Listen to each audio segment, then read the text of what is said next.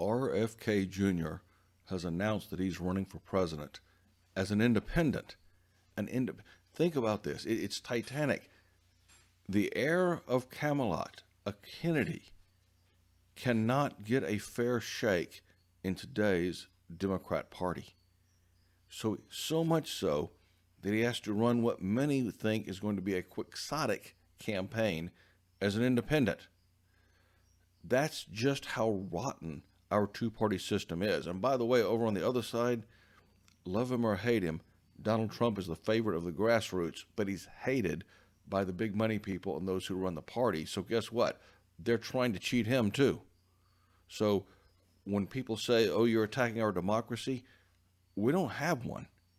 We don't have one. We have an elite that tries to manage our choices so that we can pretend they can sell us on the idea that we have a choice. They're arranging what our choices are. Do you want Coke or Pepsi? Oh, you said you want Pepsi. Okay, you get it. By the way, they're both owned by the same conglomerate. I mean, not really, but if they were. Oh, you're 4 years, you're sick of Pepsi? We'll let you choose again. Do you want Coke or Pepsi? Oh, you like Coke now. Okay, we'll go with Coke for a while. And then 4 years later, oh, you're sick of Coke? We'll give you some more choices. You want Coke or Pepsi? Oh, so now it's Pepsi. Sure, we'll support your choice because we have a democracy. We don't have a democracy. It's a republic anyway. But when your choices are so pathetically managed by a ruling class that is so out of touch with the populace, those aren't real choices. They are the illusion of choice. You know, I've often said we should have so many brands, political brands, that are viable, that changing brands should be like changing laundry detergent, not this big emotional decision where you have to agonize and get half your family mad at you because there's only two brands and they're sold on the other one, and they're sold on the other one because everybody says the other guy is like Satan and both of them might be right. We need more brands. We need more choices like we have in every other area of life. Now, having said that, president is probably one of the toughest offices to do that in, but I think RFK Jr. has a path not to realistic victory, but it's okay if he doesn't get on the ballot in every state. All he needs to do is win enough electoral votes to send it to the House of Representatives. And then it's decided by complicated vote where each state gets a one vote in their amongst their congressional delegation. But that's not even my main point. My main point is RFK Jr. has the right idea, but the wrong office and the wrong scope. People should be running as independents for all kinds of offices.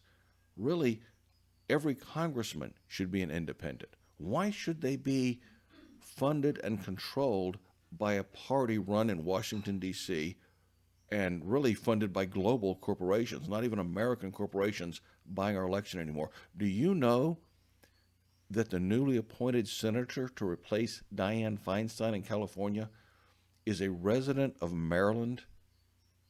She is a D.C. lobbyist. She runs Emily's List. She checks off enough diversity boxes, just one problem. She doesn't live with her constituents. Never. As far as I know, she never has. She's in Maryland. Her home's in Maryland. Her life is in Maryland. If she visits the state, I guess she'll have to rent a hotel room because she doesn't live there. That the people she's allegedly representing. But that's just how centralized our system has come when you rely on these Washington, D.C.-based parties to provide all your choices for you. The problem with self-government is simple. You have to do it yourself. That's what self-government means. It doesn't mean being like a fan of a football team where some other guys provide a product and put it on the field and you go cheer for one team or the other that other people have provided. You got to, really the way it should work is some responsible people in an area get together with their friends. They find someone they want to run for. Let's start with state representative or state senate or county judge or sheriff, and find someone and find out what it takes to get on the ballot as an independent. Usually someone has to collect some signatures. And if you do it that way, a lot of times the two dominant parties have so gerrymandered the system that there's no second candidate in November. There's only one candidate. If they win the primary, let's say it's an all-Democrat area. If they win the Democratic primary, there's only a Democrat on the ballot. If it's a Republican area, they've so gerrymandered, if they win the primary, there's no Democrat on the ballot. We have a one-party system over almost all of America right now. Just the identity of the party changes with the region a little bit. Inner cities are one-party systems with Democrats, and a lot of the more rural areas are one-party systems with Republicans. What does history tell us about one-party systems? They are invariably corrupt. Over time, they get corrupt. Power without accountability, which is what that is, goes corrupt. If you're working for a one-party system, if you're working for your one brand to win everything, guess what you're working for? Corruption. You're working for corruption, because that's the way it's been throughout human history, and these yahoos are not smart enough or virtuous enough to be the sole exception in human history. So, what am I saying?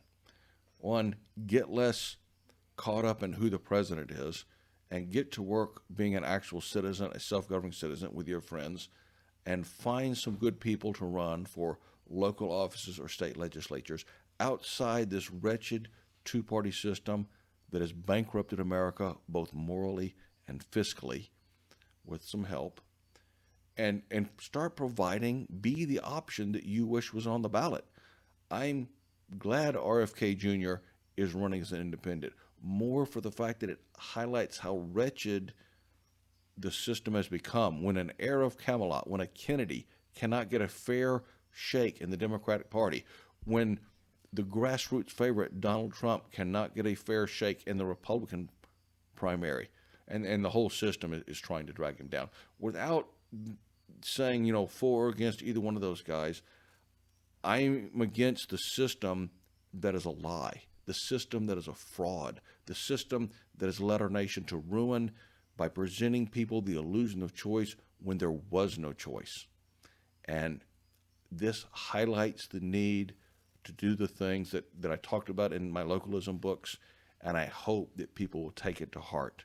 Thank you for listening.